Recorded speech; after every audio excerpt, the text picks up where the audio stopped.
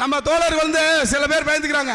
ஏங்க நாங்கள் ஓட்டு போட்டுருவோம், ஓட்டு போட்டுருங்க, 1000 ரூபாய் பிடிப்போம். 1000 ரூபாய் உங்க காசு, உன்னுடைய காசை நீ கட்டின வரி, அதுதான் உனக்கு கொடுக்குற. அவங்க அப்பா வீட்டுல இருந்து யார் வீட்டுல கொண்டு வந்து தரல. அதனால வந்து நீங்க அந்த எந்த கட்சியும் பார்த்து பயப்படணும் அவசியம் கிடையாது. அப்புறம் இன்னொன்று சொல்லுவாங்க, ஆளுங்கட்சியை பேசுறது இல்லைங்க, எதிர்கட்சியை பேசுறது இல்லைன்னு. எதிர்கட்சியை பேசுறதுக்கு என்ன இருக்குது? அதுதான் மக்களே புறக்கணிச்சுட்டாங்கடா. வேண்டாம், அவங்க செஞ்ச தப்பு நீ செய்யற, அப்ப உன்னையும் தானே புறக்கணிக்கணும். கேட்டா ஆளுங்கட்சி பேசுறீங்க, எதுக்குடா? என் தலைவன் தான் முதல்வர், எங்க தலைவன் தான் முதல்வர் வேட்பாளர், அதை ஏத்துக்கிட்டு தான் நாங்க உட்கார்ந்து இருக்கோம். இன்னொருத்தனை முதல்வர் ஆக்கிறதுக்கு நாங்க எதுக்கா கட்சி ஆரம்பிக்கணும்? கையை காட்டிட்டு போயிட்டே இருப்போம்.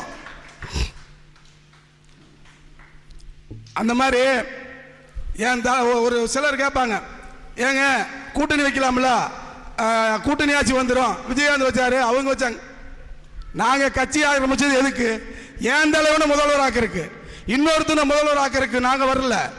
நாங்க இன்னொருத்தனை முதல்வர் ஆக்குறான்னு அவங்க கட்சியில நாங்க இணைஞ்சுக்குவோமே. அவங்க 2 பேருமே ஆக இருந்தா நாங்க கட்சி ஆரம்பிச்சிருக்கோம்.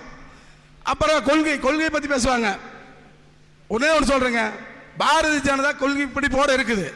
என்ன காரணம் கேட்டீங்கன்னா, மதவாத கொள்கை, அது மக்களுக்கு விரோத கொள்கை.